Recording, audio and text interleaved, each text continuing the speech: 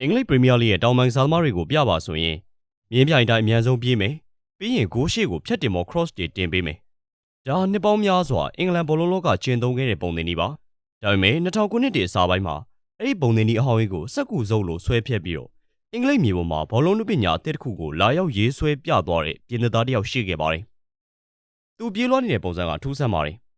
ဘဲတစ်ကောင်လမ်းလျှောက်နေတယ်လို့ကိုယ့်ရုပ်ကာယနိုင်လှပေမဲ့ဘောလုံးသူ့ချောက်ထဲရောက်သွားပြီဆိုရင်တော့လေထဲမှာပြန်တန်းနေတဲ့လေးရုံငှက်တစ်ကောင်လိုကြက်တည်ရှိလွန်းလာပါတယ်ဘဲတောင်ပံကနေညာချီနဲ့အတွင်းကိုခောက်ဝင်လာမယ်ပြိုင်မဲ့နောက်ခံလူတွေကိုအကားခုံတင်နှန်းပေးတယ်လို့လှည့်စားမယ်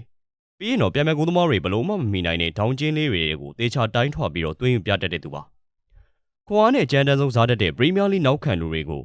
ညရင်နဲ့ဘောလုံးပညာကိုသုံးပြီးတော့ဒူးထောက်အရှုံးပေးစေခဲ့တဲ့သူသူရဲ့နာမည်ကတော့အာဆနယ်ပရိသတ်တွေရဲ့အသေးဆွဲဘဲတောင်ပံကပြင်းသင်းမော်စရာကြီးအာဆနယ်ကြီးကျယ်စားသမားများစီးရင်နံပါတ်6နေရာမှာရပ်တည်နေတဲ့ Robert Pires ပဲဖြစ်ပါတယ်ဒီနေ့မှာတော့ Thierry Henry နဲ့တွဲဖက်ပြီးတော့ဥရောပရဲ့အကြောက်ရဆုံးဘဲတောင်ပံတိုက်စစ်ကိုဖန်တီးခဲ့တဲ့ Invisible ရွှေခေတ်ကလူပညာရှင်ရဲ့ရင်ခုန်ပွဲဇာတ်ကြောင်းကိုတင်ဆက်ပေးသွားမှာပဲဖြစ်ပါတယ်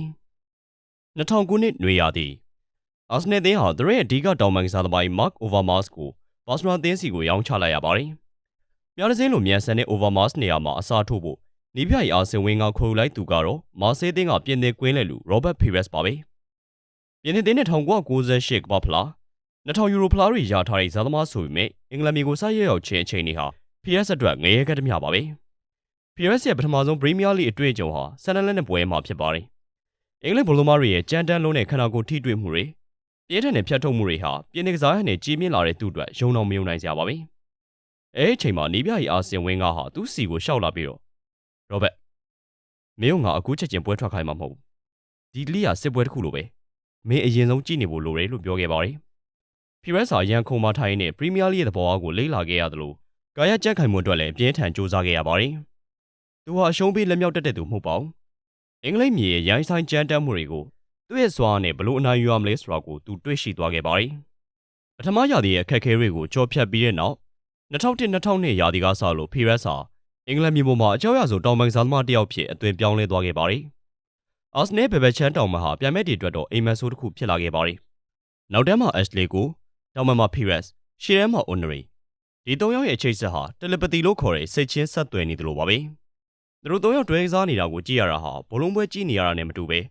ကမ္ဘာစစ်မီစင်ဖိုနီတီဝိုင်းရဲ့တင်ဆက်မှုကိုခန်းစားနေရတယ်လို့တိမ်မွေးလှပလွန်လာပါတယ်။ Pires ဟာဘယ်တော်မှကနေအတွင်းကိုခောက်ဝင်လာမယ်။ Henry ကဘေးကိုထွက်သွားမယ်။ Ashley ကိုနောက်ကနေ overlap ထပ်တက်လာမယ်။ပြိုင်မဲ့နောက်ခံလူတွေဟာဘသူ့ကိုလူကဲရမှန်းမသိအောင်ခေါင်းမူးသွားတတ်ပါတယ်။ Pires ရဲ့အကောင်းဆုံးအရေးချင်းကတော့သူ့ရဲ့ဘောလုံးမြင် vision နဲ့အဆုံးသက်သေးချာမှု finishing ပါပဲ။သူကတောင်ပံစားသမားတစ်ယောက်ဖြစ်ပေမဲ့တိုက်စစ်မှုတစ်ယောက်လိုဂိုးတွေသွင်းနိုင်စွမ်းရှိပါတယ်။အထူးသဖြင့်ဂိုးသမားတွေရှေ့ထွက်လာတဲ့ချိန်မှာအေးစစ်စစ်ကြော်ပြီးတော့ကန်တင်လိုက်တဲ့ lob goals သွင်းဂိုးတွေဟာ Pires ရဲ့အမှတ်တံဆိပ် trademark တင်ဖြစ်လာခဲ့ပါတယ်။ Pires ရဲ့ Arsenal ကစားသမားဘဝမှာအကောင်းဆုံးနဲ့အဆိုးဝါးဆုံးအချိန်တွေဟာ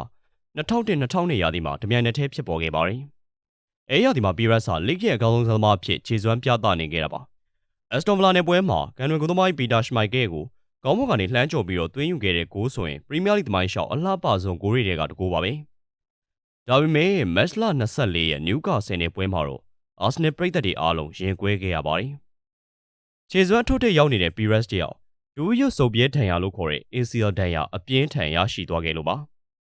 ရာသီကုန်ထိနားလိုက်ရသလို2002ကမ္ဘာဖလားကိုလည်းလွဲချော်ခဲ့ရပါတယ်။ဒါပေမဲ့သူမပါဝင်နိုင်တော့ပေမဲ့အာဆနယ်သင်းဟာအဲ့ဒီနှစ်မှာပရီးမီးယားလိချန်ပီယံဖြစ်ခဲ့ပါတယ်။အဲ့ဒီနှစ်မှာ Pires ဟာအင်္ဂလန်ဘောလုံးသတင်းတော်များအဖွဲ့ကပေးရတဲ့တနစ်တာအကောင်းဆုံးဘောလုံးမဆု FWA Footballer of the Year ကိုထိုက်တန်တန်ရရှိခဲ့ပါတယ်။ဒဏ်ရာကနေပြန်လည်သက်သာလာပြီးနောက်ပိုင်းမှာလည်း Pires ရဲ့မော်ပညာတွေဟာပျောက်ကွယ်မသွားခဲ့ပါဘူး။အထူးသဖြင့်2003-2004ရာသီ38ပွဲလုံးရှုံးမမရှိစံချိန်တင်ခဲ့တဲ့ The Invisible ရွှေခေတ်မှာ Pires ဟာအသင်းရဲ့အဓိကမောင်းနေရာတစ်ခုဖြစ်ခဲ့ပါတယ်။အဲဒီရာသီလိပြိုင်ပွဲမှာတောင်ပံကစားသမားတစ်ယောက်အနေနဲ့14ဂိုးသွင်း9ဂိုးဖန်တီးပေးခဲ့တာဟာအမခန်းစွမ်းဆောင်ရည်ပါပဲ။ FA ကွင်းမှာလီဗာပူးကိုနိုင်ရခဲ့တဲ့ပွဲစဉ်မှာ Pires သွင်းယူသွားခဲ့တဲ့အဝေးကန်ချက်အလှကို40နှစ်တက်ကိုနိုင်ရတဲ့ပွဲတွေကသူ့ရဲ့သွင်းဂိုးတွေဟာရှုံးမမရှိစံချိန်အတွက်အသက်တမျှအရေးပါခဲ့ပါတယ်။သူ့ရဲ့ကစားဟန်ဟာကြေကောင်းရုံသက်သက်မဟုတ်ပါဘူး။အင်မတန်ရက်စက်တဲ့ထိရောက်မှု ruthless efficiency ရှိပါတယ်။ကွင်းထဲမှာပြုံးနဲ့နေတတ်ပေမဲ့ပြိုင်မဲ့နောက်ခံလူတွေကိုအမားလုံးမိအောင်ဖိအားပေးရမှာပြိုင်မဲ့ကင်းပါတယ်။ Arsenal သင်းရဲ့တစ်ချက်တည်းနှစ်ချက်တည်းအမြန်ပေးဖို့ကစားတတ်တဲ့ one touch two touch တံမြန်တိုက်စစ်တွေမှာ Pires ရဲ့ညံရီပါဝင်မှုမရှိရင်အဲ့တိုက်စစ်ဟာပြည့်စုံမှာမဟုတ်ပါဘူး သူဟာအာဆင်ဝင်းကားရဲ့ဘောလုံးထက်သနာဝင်းကားဘောကိုကွင်းထဲမှာအသက်ဝင်အောင်ပုံဖော်ပေးနိုင်ဆုံးဇာသမားတွေကတယောက်ဖြစ်ပါတယ်။ဒါပေမဲ့ဘလောက်ပဲလှပတဲ့ဇလန်းဖြစ်ပါစေညီကုန်းချုပ်ကတော့မျက်ရည်နဲ့နှုတ်ဆက်ရတာမျိုးတွေရှိတတ်ပါတယ်။2006ခုနှစ်မေလပါရီမြို့မှာကျင်းပတဲ့အာဆင်နယ်သမိုင်းမှာပထမဆုံးသောချန်ပီယံလိဖိုလိုပွဲ၏ဘာစရာနဲ့ပွဲဒါဟာပီရက်စ်အတွက်အာဆင်နယ်ကစားသမားဘဝနောက်ဆုံးပွဲစဉ်ပါပဲ။ဒါပေမဲ့ပွဲစားလို့18မိနစ်ရောက်မှာအာဆင်နယ်ကစားသမားလေမန်အနီးကပ်အပြသခံလိုက်ရပါတယ်။ကိုသမားအစားထိုးဝင်ရောက်ဖို့အတွက်ကွင်းထဲကနေကစားသမားတယောက်ကိုထုတ်ရမယ့်အချိန်နီးပြဝင်းကားရဲ့ရွေးချယ်မှုကနံပါတ်9ဂျော်နံပါတ်ပိုင်ရှင်ပီရက်စ်ဖြစ်နေခဲ့ပါတယ်။ဒါဝင်းကားအနေနဲ့နစ်စနစ်အရမဖြစ်မနေလုပ်ခဲ့ရတာဖြစ်ပေမဲ့ပီရက်စ်အတွက်တော့သူ့ရဲ့အာဆင်နယ်ကစားသမားဘဝညီကုန်းကိုဒီလိုပုံစံမျိုးနဲ့အဆုံးသတ်ရလိမ့်မယ်လို့ဘယ်တော့မှထင်မထားခဲ့ပါဘူး။နားလည်ရခက်တဲ့မျက်နှာထားနဲ့ကွင်းထဲကထွက်လာတဲ့ပီရက်စ်ရဲ့ပုံရိပ်ဟာအာဆင်နယ်ပရိသတ်တွေအတွက်အင်မတန်ကြေကွဲဖွယ်ရာကောင်းလာပါတယ်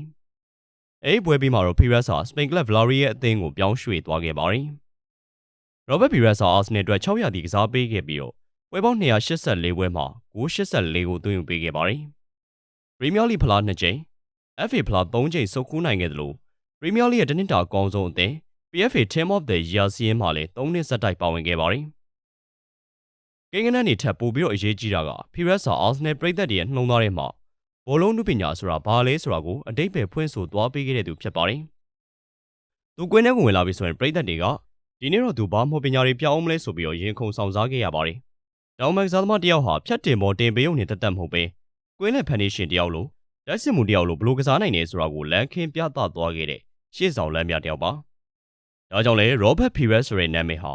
အာဆင်နယ်သင်းရဲ့ကြီးကျယ်ဆုံးစားသမားစီးရင်မှာနံပါတ်6နေရာအဖြစ်ထာဝရကပီးတင်ကြံ့ရင့်နေခဲ့တာပဲဖြစ်ပါတယ်။ဒီနေ့တော့လောက်ပါဗျာ။ကျွန်တော်ချန်ပီယံခေါ်နာကနေအာဆင်နယ်သင်းရဲ့ကြီးကျယ်ဆုံးစားသမားတွေကိုအစဉ်လိုက်ဆက်လက်တင်ဆက်ပေးဦးမှာမို့ page လေးကို like and follow လုပ်ထားဖို့မေ့ပါနဲ့။အားပေးကြတဲ့ပရိသတ်များလည်းစိတ်ချမ်းသာခြင်းကိုယ်ရေးချမ်းသာခြင်းနဲ့ပြည့်စုံကြပါစေလို့ချန်ပီယံခေါ်နာဝိုင်းတော်သားများကဆုတောင်းပေးလိုက်ပါတယ်။အဆုံးထိကြည့်ရှုပေးတဲ့အတွက်အားလုံးကိုကျေးဇူးတင်ပါတယ်။